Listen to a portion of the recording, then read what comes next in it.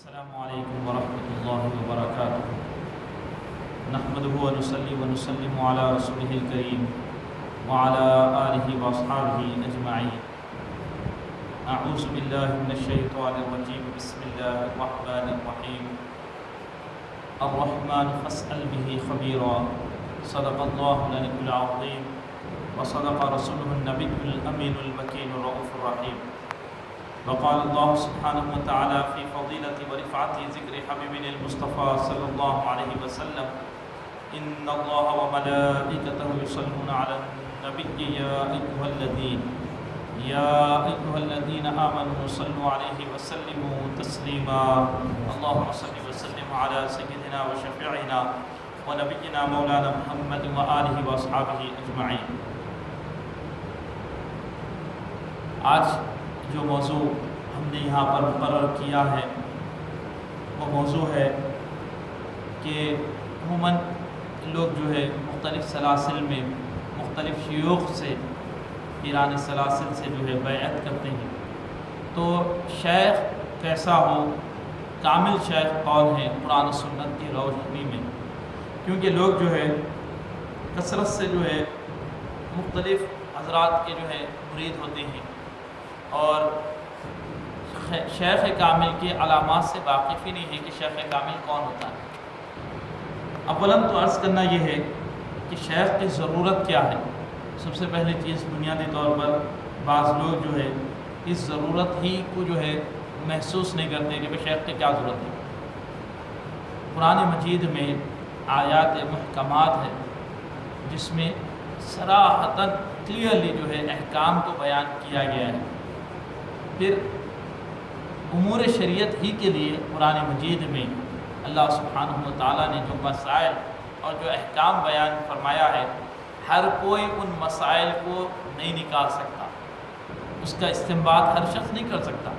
اسی لیے تو ہم کو مجتہدین کی ضرورت ہوئی، امام ابو حنیفہ کی، امام شافعی کی، امام احمد بن حنبل کی رضوان اللہ تعالیٰ علیہ مجمعین، ان فقہا کی ضرورت ہوئی، کیونکہ ہر شخص شریعت کے مسائل کو اخذ کرنا اور استنباط کرنے کی صلاحیت نہیں رکھتا ہے.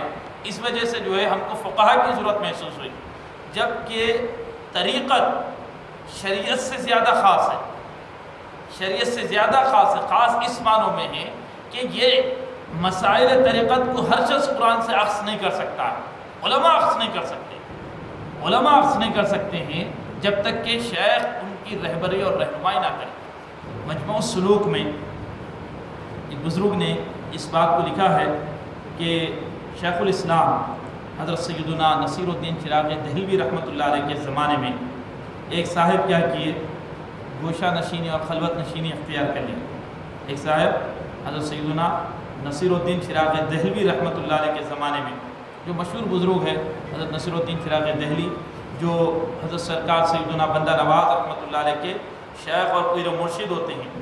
تو ان کے زمانے میں کیا کرے صاحب، گوشہ نشینی اختیار کر لی اور اپنے ساتھ جو ہے سو عوارف المعارف جو حضرت سیدنا شیخ شہاب الدین سہروردی کی تصنیف ہے وہ، اور مشکات المصابیح جو حدیث کی کتاب ہے، وہ دونوں لے کر جو ہے جنگل بیابانوں کی طرف چلے گئے تاکہ حدیث اور تصوف کی کتب کا مطالعہ کروں گا اور میں جو ہے سو حق تبارک و تعالیٰ کی معرفت حاصل کروں گا. لیکن فرماتے ہیں حضرت یہ واقعے کو جو ہے مجموع السلوک میں حضرت سیدنا شیخ سعد الدین خیر آبادی رحمۃ اللہ علیہ نے ذکر کیا ہے. وہ مطالعہ عوارف المعارف اور مشکات المصابیح کرتے رہے، لیکن اس کے باوجود بھی ان کو مقصود حاصل نہیں ہوا. عوارف المعارف تصوف کی کتاب حضرت شیخ شہاب الدین سہروردی کی، اور حدیث کی مشکات المصابیح کا مطالعہ کرتے رہے، لیکن ان کو مقصود حاصل نہیں ہوا. وہ جو ہے جب پھر واپس آئے اور قطب جہاں حضرت سیدنا شیخ الاسلام نصیر الدین چراغ دہلوی رحمۃ اللہ علیہ کی صحبت میں رہے، حضرت کے مرید ہوئے، حضرت کی پیروی کیے، تو حضرت کی اقتداء، حضرت کی پیروی اور حضرت کے تعلیمات کی وجہ سے آپ جو ہے مقصود کو حاصل کر لیے. تو مشکات بھی ساتھ تھی، عوارف المعارف بھی ساتھ تھی، اس دونوں کا مطالعہ کر رہے تھے، تصوف کی کتاب کا بھی، حدیث کی کتاب کا بھی، تب بھی ان کو مقصود حاصل نہیں ہوا، معرفت الہی حاصل نہیں ہوئی. معرفت کے لیے اللہ نے خود اصول قائم فرمایا، الرحمن فاسأل به خبیرا، رحمان اس کے بارے میں باخبر سے پوچھو فاسأل به خبیرا، جو ہے جو باخبر ہے، جو مولا تعالیٰ کی معرفت رکھتا ہے اس کو پوچھو۔ اللہ تعالیٰ جو ہے کتب پڑھنے کا جو ہے حوالہ نہیں دی، فرمایا باخبر سے رجوع کرو۔ ہمارے سلسلے کے بزرگ ہیں، میرے شیخ کے جو ہے خلیفہ ہوتے ہیں حضرت غوث صاحب کی اللہ رحمت حفظہ اللہ تعالیٰ وعدام اللہ فیضہ، وہ فرماتے ہیں لوگ کہتے ہیں ڈھونڈے تو خدا ملتا، ڈھونڈے تو خدا ملتا۔ آپ جو ہے فرماتے ہیں کہ تم جہاں بھی جاؤ گے، جھاڑ پہاڑ دریا درندے چرندے پرندے تم کو یہ نظر آئیں گے، جھاڑ پہاڑ مخلوق نظر آئیں گے، خدا کہاں سے ملے گا؟ فرمایا تم اس کو پکڑو جس نے خدا کو پایا ہے، اس کو پکڑیں گے تو پھر تم کو خدا ملے گا، ورنہ تم زمین و آسمانوں کی جو ہے آسمان کی بلندی پہ چلے جاؤ، زمین کی تہ میں چلے جاؤ، پہاڑوں پہ چلے جاؤ، جنگلات میں چلے جاؤ، کہیں پر بھی چلے جاؤ، اگر شیخ اور مرشد نہ ہو تو پھر تم کو خدا نہیں مل سکتا۔ فرماتے تم اس کو پہ ڈھونڈو جو خدا کو پایا ہے، جس کو خدا کی معرفت نصیب ہوئی ہے، ورنہ تم تنہ تنہا ساری کائنات کو بھی اگر تلاش کرو گے تو خدا کو نہیں پا سکتے آپ۔ تو شیخ کی ضرورت یہ قرآن مجید نے فرمایا ہے کہ الرحمن فاسأل به خبیرا، رحمان کے بارے میں باخبر سے پوچھو، رحمان کے بارے میں باخبر سے پوچھو۔ تو یہ اللہ سبحانہ تعالیٰ نے خود اصول جو ہے مقرر فرمائے ہیں۔ اسی طرح اللہ سبحانہ تعالیٰ کا ارشاد مبارک ہے، باری تعالیٰ نے سورۃ الکہف میں فرمایا ہے وَمَن يُضْلِلْ فَلَن تَجِدَ لَهُ وَلِيًّا مُرْشِدًا، اللہ کی جانب سے جس کے حق میں یہ مشیت ہو جائے کہ وہ شخص اگر گمراہ ہو، جس شخص کے حق میں گمراہی مقدر ہو، تو مولا تعالیٰ فرماتے ہیں فَلَن تَجِدَ لَهُ وَلِيًّا مُرْشِدًا، تم ہرگز اس کے لیے کوئی ولی اور مرشد نہیں پاؤ گے۔ جس کے حق میں گمراہی ہے، جس کے حق میں گمراہی مقدر ہو چکی ہے، تم اس کے لیے کوئی مددگار اور کوئی رہنما نہیں پاؤ گے۔ تو یہاں پر یہ سمجھنا چاہیے، بعض لوگ جو ہے شیخ مرشد اور پیر کی یہ ٹرمز، یہ اصطلاحات سے بھی جو ہے چڑھتے ہیں، جبکہ مرشد جو ہے یہ خود قرآن کی اصطلاح ہے، قرآن ٹرم ہے۔ قرآن نے خود مرشد کا لفظ استعمال کیا، یعنی رہبر، رہنما، گائیڈ کرنے والا، کہاں؟ قرب حق کی طرف آپ کو گائیڈ کرنے والا، معرفت الہی کی جو ہے آپ کو تعلیم دینے والا، حضور کی بارگاہ کے آداب اور حقائق سے جو ہے باخبر کرنے والا، یہ شیخ ہے، یہ مرشد ہے۔ اس کو ہمارے اردو اور فارسی میں پیر کے لفظ سے استعمال فرمایا، پیر کا لفظ استعمال کیا جاتا ہے۔ تو بعض لوگوں کو یہ اصطلاحات سے الرجی ہوتی ہے، ناپسند کرتے ہو، شیخ مرشد یہ کوئی گمراہی سمجھتے ہیں۔ بھائی مرشد کا مطلب یہ ہے استاد، رہنما، رہبر کے معنی میں، پیر کے معنی بھی یہی ہے۔ تو یہاں پر ہم جو ہے یہ عرض کرنا چاہیں گے کہ انسان کو شیخ کی ضرورت، جو طریقت اور سلوک کی راہ چل رہا ہے اس کو جو ہے شیخ کی ضرورت اثر ہے، بغیر شیخ کے وہ ایک قدم بھی نہیں چل سکتا۔ یہ راہ معرفت بغیر شیخ کے طے ہو ہی نہیں سکتی۔ ابھی ہم نے آپ کو کتابوں کا بھی ذکر کیا ہے کہ عوارف المعارف اور مشکات المصابیح تھے، تب بھی حاصل نہیں کر سکے۔ اسی طرح مرید ہونے کے بعد بھی انسان کو جو ہے شیخ سے بے نیاز نہیں ہو سکتا۔ تذکرۃ الاولیاء میں حضرت شیخ فرید الدین عطار رحمۃ اللہ علیہ نے ذکر فرمایا، حضرت سیدنا جنید بغدادی رحمۃ اللہ علیہ، سید الطائفہ جنید بغدادی رحمۃ اللہ علیہ سے ایک شخص بیعت ہوا، اور کیا کیا؟ وہ حضرت سے بیعت ہونے کے بعد چند دن حضرت کی خدمت میں رہا اور پھر گوشہ نشینی اختیار کر لی، غاروں میں وہ رہنے لگا۔ اب لوگوں کو کہنے لگا مجھ سے کرامتوں کا ظہور ہو رہا ہے، مجھ سے میریکلز کا ظہور ہو رہا ہے، اب میں جو ہے مقرب بارگاہ ہو چکا ہوں، ہر رات میرے پاس فرشتے ملائکہ آتے ہیں، مجھے سیر کراتے ہیں، حوروں سے میری ملاقات کراتے ہیں، مجھے ہم اقسام کے ویریس قسم کے جو ہے مجھے ڈشز پیش کرتے ہیں، میں بلندیوں پر پرواز کر رہا ہوں، میں ہواؤں میں اڑتا ہوں، یہ ساری باتیں کرنے لگا۔ تو یہ خبر حضرت سیدنا جنید بغدادی رحمۃ اللہ علیہ تک پہنچی، تو آپ نے فرمایا کہ اس سے ملاقات کرتے ہیں، اور آپ اس سے ملاقات کی اور فرمائے تم جو جنت کی سیر کر رہے ہو، ملائکہ سے ملاقات کر رہے ہو، جنت کی نعمتوں سے لطف اندوز ہو رہے ہو، جب آج رات بھی جب تمہارے ساتھ ایسا ہونے لگے تو تم یہ کرنا ہے کہ اس وقت لا حول ولا قوت الا باللہ العلی العظیم پڑھنا۔ اس نے کہا جی اچھا، آپ فرما رہے تو پڑھ لیتا ہوں۔ اب رات میں بھی وہی منظر قائم ہو گیا، جنت کا منظر، فرشتے اس کا استقبال کر رہے، حورا نظر آ رہے، مختلف ہم اقسام کی نعمتوں سے جو ہے لطف اندوز ہو رہا ہے۔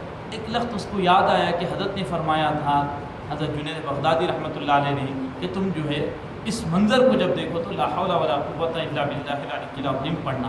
وہ پڑھا، جیسے ہی وہ اس بات یہ مبارک کلمات کو پڑھا بالکل وہ منظر غائب ہو گیا، وہ سب فرشتے وغیرہ سب غائب ہو گئے، اور وہ جو عمدہ غذائیں کھا رہا سمجھ رہا تھا بالکل ایک گندی جگہ پر پڑا ہوا تھا، اور کچرا اور گندے کی نجاست جو ہے اس کے ہاتھوں میں تھی، یعنی شیطان اس کے ساتھ دل لگی کر رہا تھا، اس کو اس کے سامنے جو ہے دھوکہ اور فریب کا معاملہ کر رہا تھا، بالکل جو ہے جادوئی جو ہے شبد بازی کا مظاہرہ کر رہا تھا، شیطان جو ہے اپنے چیلوں کو جو ہے فرشتوں کی طرح بنا کر پیش کر رہا تھا، سب وہ سارا منظر جو کچھ تھا وہ شیطان کا فریب اور دھوکہ تھا۔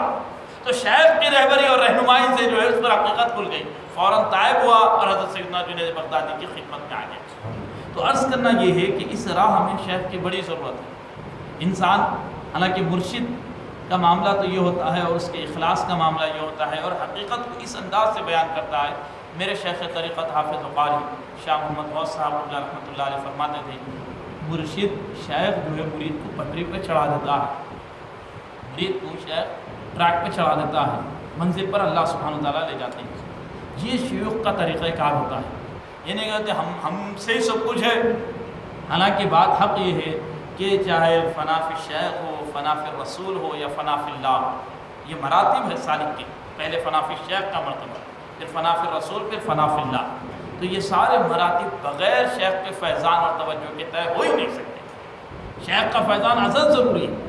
تو حضرت لیکن شیخ یہ نہیں رہتا خود کو بت بنا کر مریدوں کو اپنا طواف کرنے والا نہیں بناتا ہے، بلکہ یہ کہتا ہے میں تو رہبر اور رہنما ہوں، میں منزل اور مقصود نہیں ہوں، منزل اور مقصود تو اللہ رسول ہے۔ شیخ کی تعلیم و تربیت یہ ہوتی ہے، لیکن آج کل کیفیات جدا ہو گئے، لوگ خود بت بنے بیٹھے ہوئے ہیں، خود مرکز بنے بیٹھے ہیں، اور مریدین کو پوری زندگی صرف اپنی خدمت میں لگا کے رکھے ہیں، ان کو کوئی معرفت کوئی سلوک کی بات نہیں ہے۔ حضرت شاہ میر رحمۃ اللہ علیہ میرے سلسلے کے شیخ ہوتے ہیں، فرمائے کہ بہت سے اشغال لوگوں نے مقرر کر رکھے ہیں، وظائف، ذکر و اذکار وغیرہ مختلف چیزیں، اور بغیر معرفت الہی کے، بغیر اللہ سبحانہ تعالیٰ کی معرفت کے مریدین سے ان سارے چیزوں کی مشق اور جو ہے اہتمام کراتے ہیں۔ اس کا مقصود پھر اس کا حاصل بغیر معرفت الہی کے جزوی فائدے حاصل ہوتے ہیں، لیکن مقصود اصل حاصل نہیں ہو سکتا۔ تو یہاں پر جو ہے شیخ کے کیا اوصاف ہے، شیخ کے اندر کیا کوالٹیز پایا جانا، شیخ کامل کون ہو سکتا ہے، یہ تمہید کے بعد، اس کی ضرورت کے بعد میں کتاب و سنت کی روشنی میں ان چیزوں کو پیش کرنے کی سعادت حاصل کر رہا ہوں۔ اولاً تو یہ ہے کہ بعض بزرگوں نے مرید اور شیخ کے تعلق کو زوجین کے رشتے سے تشبیہ دیے ہیں، سے مشابہت پیدا کی، جیسا شوہر اور بیوی کا تعلق ہوتا ہے اس انداز سے تشبیہ دیے۔ اکابر بزرگان میں سے بھی ہے جن لوگوں نے اس انداز کی مثال اور تشبیہ پیش کیے ہیں، ہم ان کے حد و ادب کے ساتھ، ان کے ادب کے ساتھ میں سمجھتا ہوں، یہ فقیر سمجھتا ہے کہ شیخ اور مرید کا تعلق امام اور مصلی اور مقتدی کی طرح ہوتا ہے، امام اور مقتدی کی طرح، ان کے ادب کے ساتھ جو بزرگوں نے دیا ہے، ان کا اپنا فہم ہے، ان کی اپنی تحقیق ہے، کوئی ان سے مخالفت یا ان کی کوئی گستاخی ہم ہرگز نہیں کر سکتے، ان کی اپنی تحقیق اور جزوی طور پر بعض امور کی مشابہت کی وجہ سے سملیرٹیز کی بنیاد پر دیے ہیں۔ جیسے عورت اپنے آپ کو شوہر کے حوالے کر دیتی ہے، مرید جو ہے اپنے آپ کو پیر کے حوالے کرتے ہیں، اس مفہوم میں بعض پازیٹیو پوائنٹس کی بنیاد پر جو ہے اس انداز سے وہ تشبیہ دیے ہیں، وہ اپنی جگہ درست ہے۔ لیکن میں جو ہے ایک چیز سمجھتا ہوں، میں یہ سمجھتا ہوں کہ مرید اور شیخ کا تعلق امام اور مقتدی کی طرح ہے۔ جیسے مرید کیسا ہونا چاہیے، جیسے امام کے ساتھ یوں ہی ہم اللہ اکبر کہے تو سلام پھیرنے تک امام کے تابع رہتا ہے، سلام پھیرنے تک امام کے تابع رہتا ہے۔ امام رکوع میں گئے ہم بھی رکوع میں جاتے ہیں، امام سجدے میں گئے ہم بھی سجدے میں، امام کو جو ہے امام سے واجب کا ترک ہو گیا، ترک وجوب ہوا، تب ہم بھی سجدہ سہو کرتے ہیں۔ یعنی تمام افعال میں، تمام ارکان میں جو ہے مقتدی امام اور مقتدی کے تابع رہتا ہے۔ تو میں جو ہے یہ سمجھتا ہوں کہ مرید اور شیخ کا تعلق مقتدی اور مقتدی کی طرح ہے، مصلی اور امام کی طرح ہے۔ کیوں؟ کیونکہ جیسے امام واسطہ بنتا ہے مصلی اور خدا کے درمیان، شیخ بھی واسطہ بنتا ہے مرید اور خدا سبحانہ تعالیٰ کے درمیان۔ تو اب یہاں پر ہم کو جو ہے شرائط امامت کیا ہے اس کو پیش نظر رکھنا چاہیے۔ جو شرائط امامت ہے تقریباً امور وہی شرائط پیر، جو شرائط امامت ہے، امامت کے جو شرائط ہے وہی شرائط پیر ہے۔ پہلی شرط بزرگان دین فرماتے ہیں شیخ جو ہے صحیح العقیدہ ہو، اہل سنت والجماعت کے عقائد سے تعلق رکھتا ہو، عقائد میں اس کے فساد نہ ہو، مس گائیڈڈ نہ ہو، گمراہ نہ ہو۔ یہ جو ہے امامت کی بھی شرط یہی ہے، شیخ کی بھی شرط یہی ہے۔ امامت کی شرط ہے یہ کہ شیخ جو ہے، امام جو ہے گمراہ نہ ہو، بد عقیدہ نہ ہو، ورنہ نماز پھر آپ کو لوٹانا پڑے گا، واجب الادا ہو جائے۔ تو اسی طرح جس کے ہاتھ میں ہم ہاتھ دے کر بیعت کر رہے ہیں وہ شخص بھی جو ہے صحیح العقیدہ ہو، اہل سنت والجماعت کے عقائد سے واقف ہو، اہل سنت والجماعت کے عقائد کا پابند ہو۔ تو اس سے جتنے 72 فرقے ہیں وہ سب جو ہے اس سے خارج ہو چکے ہیں۔ وہابیہ اور اس کے جتنی شاخیں ہیں، بعض وہابی جماعتوں میں بھی پیری مریدی کا سلسلہ ہے، وہ سب جو ہے اہل سنت والجماعت کے عقائد سے اختلاف کی وجہ سے وہ سب جو ہے شیخ ہونے کی اہلیت سے خارج ہو چکے ہیں، ڈسمس ہو چکے ہیں، اب وہ شیخ نہیں ہو سکتے۔ اسی طرح دوسری شرط بزرگان دین نے جو بیان کی ہے، فرمائے ہیں اجازت یافتہ ہو، پرمیٹڈ ہو، کسی شیخ کامل کی صحبت میں رہا ہو۔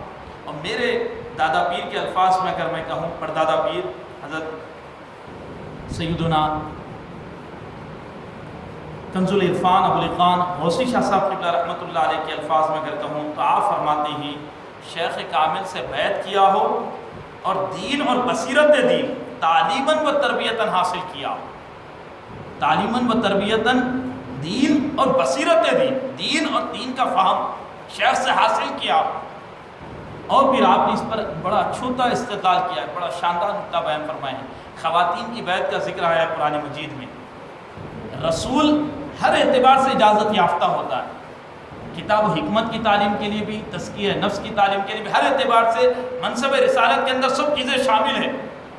اس کے باوجود خصوصی طور پر اللہ تعالیٰ نے فبایعہن کا لفظ استعمال فرمایا، ان کو بیعت میں لیجیے آپ، فبایعہن، یعنی اس سے فرمایا آپ یہ اجازت بیعت ہے کہ ان کو داخل سلسلہ کیجیے، ان خواتین کو، ان کو بیعت میں لیجیے۔ تو آپ فرماتے ہیں باوجود رسالت میں ہر قسم کی اجازت شامل ہے، وہ شریعت کی تعلیم کی بھی اجازت ہے، طریقت کی تعلیم کی بھی اجازت اور حکم شامل ہے، لیکن بالخصوص پھر اللہ تعالیٰ نے فرمایا فبایعہن، ان کو بیعت میں لیجیے آپ۔ تو اجازت یافتہ ہونا، اور آپ فرماتے ہیں حضرت غوث شاہ صاحب اللہ فرماتے ہیں جو بے اجازت پیری مریدی کرے، لوگوں کو داخل سلسلہ کرے، فرمایا وہ قطاع الطریق ہے، وہ رہزن ہے، ڈاکہ ڈالنے والا ہے، وہ ڈاکہ ڈالنے والا ہے۔ حضرت کنز العرفان فرماتے ہیں اجازت یافتہ ہو شیخ کا، اسی سے اس کو اجازت ملی اور اس کا سلسلہ حضور تک متصل انداز میں، کنٹینیوڈ انداز میں حضور تک پہنچتا ہو۔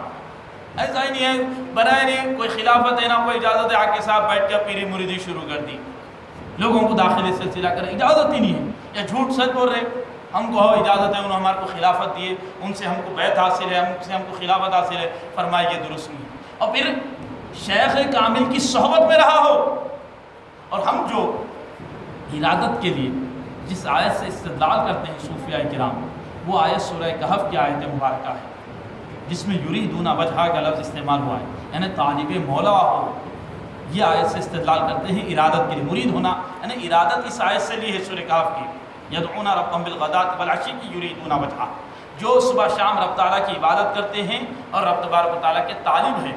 اس آیت کی ابتدا میں اگر آپ جائیں گے تو وَاصْبِرْ نَفْسَكَ کا لفظ استعمال ہوا ہے، یعنی ان کی مجلس میں جم کر بیٹھ جائے تو اس کو شیخ کی ملازمت اور صحبت نصیب ہوئی ہو۔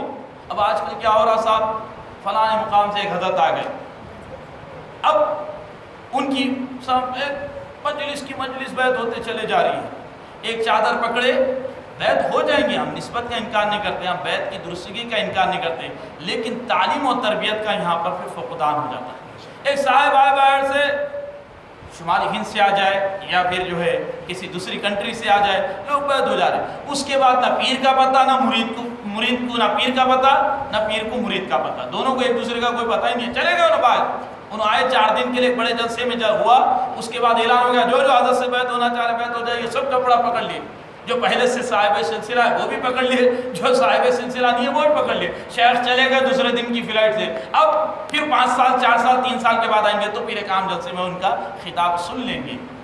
یہ طریقہ نہیں رہا شیعوں کا، بزرگوں کا یہ طریقہ نہیں رہا۔ اب لوگوں کو یہ ہے، لوگوں کا یہ دعویٰ ہے کہ ہمارے شیخ جو بس نگاہ سے ہمارے حالات کو تبدیل کر دیتے ہیں، مریدین کا دعویٰ ایسا ہے اور شیخ بھی ہے بس ہم داخل سلسلہ کر لیا اب سب ہو جائے گا، حالانکہ شیوخ کا یہ طریقہ نہیں رہا۔ اکابر اولیاء اللہ کے آپ پڑھیے، اصل اوریجن لٹریچر کو آپ تصوف کے مطالعہ کیجیے، آپ تذکرۃ الاولیاء پڑھیے اردو زبان میں، کشف المحجوب کو آپ پڑھیے، اس طرح جو ہے اور دیگر کتب جو مشائخ چشت پر کتابیں، حشت بہشت کو پڑھیے آپ، اخبار الاخیار کو پڑھیے آپ، یہ سب اردو زبان کے میں کتب کا ریفرنس دے رہا ہوں۔ یہ سب جتنے بھی شیوخ اور بزرگوں کا ذکر آتا ہے یہ اپنے شیوخ کی صحبت میں رہنے والے تھے، کوئی بیعت کر کے چلے نہیں گیا۔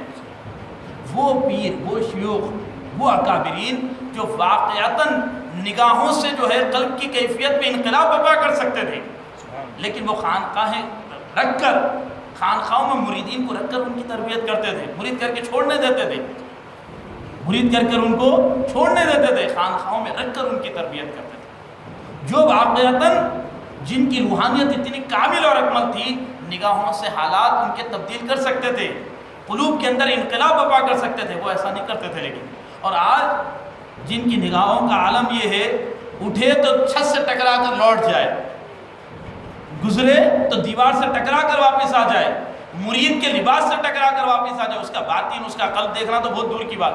ان کا دعویٰ یہ ہے کہ ہم نگاہوں سے حالات بدل دیتے، اور مرید کا دعویٰ یہ ہے کہ ہمارے شیخ ایسے ہیں۔ یہ شیوخ کا طریقہ نہیں رہا، یا تو خود شیخ تربیت کرتا تھا، پھر یہ اپنے تربیت یافتہ خلفاء کی صحبت میں ان کو رکھ کر ان کی تربیت کرواتا تھا، خود جاتا تھا، یا خود نہیں جا سکتا تو پھر اپنے خلیفہ کو، اپنے تربیت یافتہ خلیفہ کو بھیجتے تھے، فلاں مقام پر جاؤ اور اپنے پیر بھائیوں کی اور خلق خدا کی تربیت کا کام انجام دیں۔ یہ نہیں تھا بس آئے حضرت ایک سفر کرے، ایک وزٹ کرے، ایک بڑے جلسے سے مخاطب ہوئے، بیت میں لیے چلے گئے۔ یہ طریقہ شیوخ کا نہیں رہا۔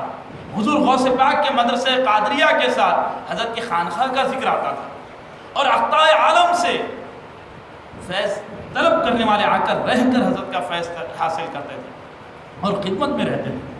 حضرت نظام الدین محبوب الہی نے 600 خلفاء کو ہندوستان بھر میں روانہ فرمایا، 600 کے قریب خلفاء کو۔ تو یہ جو طریقہ آج کل چل پڑا ہے، یہ جو ہے یہ تصوف کے شائع نشان نہیں ہے۔ بیعت ہو جائے گی، نسبت قائم ہو جائیں گی، ہم نسبت کا انکار نہیں کرتے، بیعت کا انکار نہیں کرتے، لیکن اس میں مریدین کی تربیت اور مریدین کی تعلیم مس ہو جاتی ہے۔ اسی وجہ سے ہو یہ رہا ہے کہ لوگ جو ہے بیعت ہونے کے برس بعد بھی 0% بھی تبدیلی نہیں آئی، 1% بھی چینج نہیں آئی۔ اب لوگوں کو دوسرے جو مخالفین ہیں تصوف کے، جو اگینسٹ ہے، وہ لوگ کہتے ہیں کیا ہوا بھائی، اتنے عرصہ ہوا بیعت ہو کے کیا فائدہ ہوا، انہوں ایسے ہی تھے نا۔ بھائی انہیں صحبت میں رہیں گا تو فائدہ ہوتا تھا، تربیت میں رہتا تو فائدہ ہوتا تھا، تربیت میں نہیں ہے، شیخ کی صحبت میں نہیں ہے، تو جو ہے مریدین زیادہ سے زیادہ کرنا کمال نہیں ہے، مرید کی تربیت کرنا یہ کمال ہے۔ تو شیخ خود صحبت یافتہ رہا ہو، شیخ کی صحبت میں رہا ہو، شیخ کامل کی صحبت میں رہا اور اس کو اجازت نصیب ہو۔ تیسری شرط یہ فرماتے علماء کرام، اس کو جو ہے شریعت کا کم از کم ضروری علم حاصل۔ ہم نے جیسا کہا کہ جیسا امامت کا مسئلہ ہے، پیری مریدی کا مسئلہ بھی اس کے مشابہ، جیسا امام عوام پبلک اور خدا کے درمیان واسطہ ہے، شیخ بھی جو ہے مریدین اور خدا کے درمیان واسطہ ہے۔ تو حضور نے فرمایا، مسلم شریف کی حدیث سے سرکار فرماتے ہیں، یؤم القوم اقرأهم لکتاب اللہ فاعلمهم بالسنہ، لوگوں کی امامت وہ شخص کرے جو قرآن مجید کا سب سے زیادہ جو ہے جاننے والا ہو، حافظ ہو، قرآن مجید کو سب سے اچھے انداز سے پڑھنے والا ہو، اور قرآن و سنت کا سب سے بہترین علم رکھنے والا ہو، زیادہ علم رکھنے والا ہو۔ تو قرآن و سنت کا علم رکھنے والا امامت کا ہے، قرآن و سنت کا علم نہیں ہے، شریعت کے مسائل سے واقف نہیں ہے، بنیادی جو ہے فرائض اور جو ہے کیا کہیں گے آپ کے غسل اور طہارت کے مسائل سے واقف نہیں ہے، فرائض سے واقف نہیں ہے، غسل کے، وضو کے، نماز جنازہ کے مسائل سے واقف نہیں ہے، بعض شیوخ، بعض پیران سلسلہ نماز جنازہ کے مسائل سے واقف نہیں ہے، نماز جنازہ کی دعا سے واقف نہیں ہے، اور صاحب مریدی میں داخل کر رہے لوگوں کو۔ تو فرمائے کم از کم بنیادی اور ضروری مسائل شریعت اور آداب شریعت کا علم ہو، اس کو آداب، شریعت کے آداب سے واقف ہو، بالکل کندہ ناتراش نہ ہو، بالکل جاہل نہ ہو۔ اب لوگ کیا کر رہے، بعض لوگ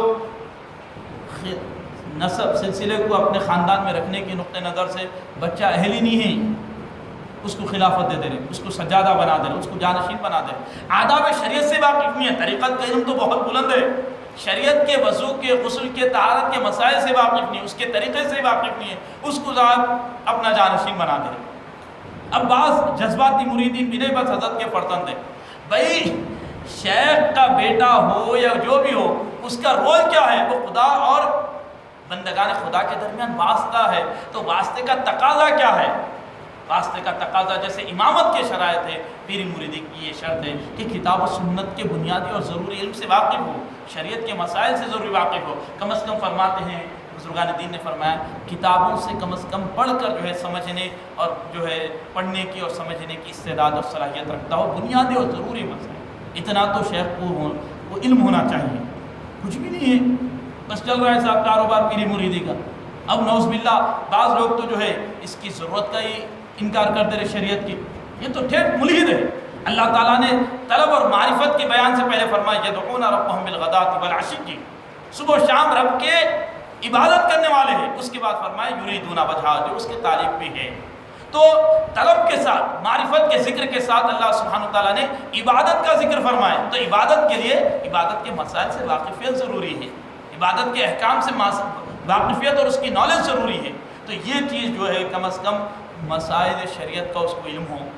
تیسری چوتھی شرط فرماتے ہیں کہ وہ شخص فاسق معلن نہ ہو، اوپنلی فسق و فجور میں مبتلا نہ ہو.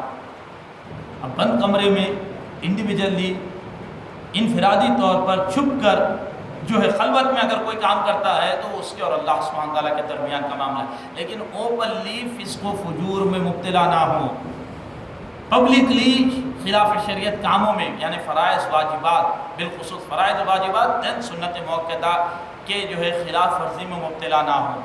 اب بعض لوگ جو ہے سنت موقعہ کی تاریخ ہے، فرائض کی تاریخ ہے، واجبات کی تاریخ ہے، لوگ ان سے بیعت ہو رہے ہیں. نہیں بھائی ہم تو صرف روحانیت کو دیکھتے ہیں. بھئی یہ چیزیں ضروری ہے. فاسق معلن نہ ہو، جیسے فاسق معلن امامت کا اہل نہیں ہے، اسی طرح فاسق معلن یا وہ جو شخص جو ہے آپ کے پیری مریدی کا اہل نہیں ہے. اوپنلی انہیں جو چیزیں حرام، مکروہ تحریمی اور اساعت کے درجے میں اس میں مبتلا نہیں ہونا چاہیے. یہ جو ہے شرائط ہے پیری مریدی کے. پھر اس کے ساتھ مزید امور میں فرماتے ہیں کہ حضرت کنز العرفان فرماتے ہیں کم از کم توحید میں معبودیت اور مقصودیت پر جمع ہوا ہو. معبودیت مقصودیت سے صرف واقف نہ ہو، یعنی توحید اسمی اور توحید فعلی اس پر جمع ہوا ہو. اب اس میں توکل آ گیا، اس میں صبر آ گیا، اس میں رضا بالقضاء کا مسئلہ آ چکا ہے، اس میں توحید فعلی تقلیدی اور اس کا ایک بلند مرتبہ کشفی وہ بھی آ چکا ہے. یعنی کم از کم معبودیت اور مقصودیت پر جمع ہوا ہو. اب یہاں مقصودیت سے ہی واقف نہیں ہے. لا مقصود الا اللہ کیا مطلب؟ کیسا مقصود اللہ ہے؟ کیسا جو ہے اللہ ہی کا قصد ہوگا؟ کیسا جو ہے ہر حال میں اللہ ہی کی طرف متوجہ رہیں گے؟ بھائی 50 مسائل ہے، اس میں غفلت طاری ہوتی ہے، تو اس غفلت کو کیسے دور کر اللہ ہی کی طرف متوجہ رہا جائے گا؟ شیخ خود اس سے واقف نہیں ہے. تو فرماتے ہیں حضرت کنز العرفان علیہ رحمٰن کم از کم توحید میں معبودیت و مقصودیت پر جمع ہوا. کیوں؟ کیونکہ ہم جو آج سے استدلال کرتے ہیں ارادت مریدی کا، اس میں طالب مولا ہو، اور توحید فعلی کا یہی بات ہے کہ توجہ بحق ہو، صرف مولا کا طالب ہو، اور کوئی چیزیں 50 مسائل نہیں ہونا چاہیے. کشف قبور، کشف خط خواتر، قبروں میں کیا ہو رہا، یہ ساری چیزیں ضروری نہیں ہیں شیخ کے لیے جاننا. مرید کے سینے میں کیا ہے، مریدوں کی طلب، اس کو جو ہے یہ سب ساری چیزیں نہیں ہونا چاہیے. وہ صرف طالب مولا ہونا چاہیے اور اسی پر جمع ہوا ہو، اس پر جمع ہوا ہو. طلب خدا ہو، اس کو طلب مریدی نہ ہو، طلب شہرت نہ ہو، طلب جو ہے آپ کے دنیا نہ ہو. ہاں پیسے والا مرید ہے، لیو میں اس کو سلسلے میں داخل کروں. بھئی ہم اپنے لیے تھوڑے بہت سلسلے کے کام ہوں گے. شیخ کو یہ نہیں ہونا چاہیے. میرے دادا پیر حضرت جو ہے بحر العرفان صحابی شاہ صاحب کا بڑا مشہور واقعہ ہے. بعض مریدین نے جو ہے ایک پیسے والے صاحب کو لے کر آئے تاکہ حضرت کچھ بیان کرے اور وہ متاثر ہو کر داخل سلسلہ ہو. 1 گھنٹہ بیٹھے حضرت کے پاس، کوئی گفتگو ہی نہیں کی، تعلیمات روحانیت پر. وہ اٹھ کر چلے گئے. مریدین نے کہا حضرت کچھ بیان ہی نہیں کرے. آپ نے فرمایا آمد ہی نہیں ہوئی تو کیا بیان کرے؟ یعنی بولنے کے لیے حکم الہی ہو، قلب میں مولا الفاظ ڈالیں گے تو بولیں گے، اللہ تعالیٰ ہی نے تو کیا بیان کریں گے؟ یعنی لوگ نہیں بھی آیا تو بولنا چاہتے ہو. بھائی سلسلے میں آ گیا تو پیسہ والا شخص ہے، تو نہ مرید کی دولت پہ نظر ہو، نہ مرید کی شہرت پہ نظر ہو.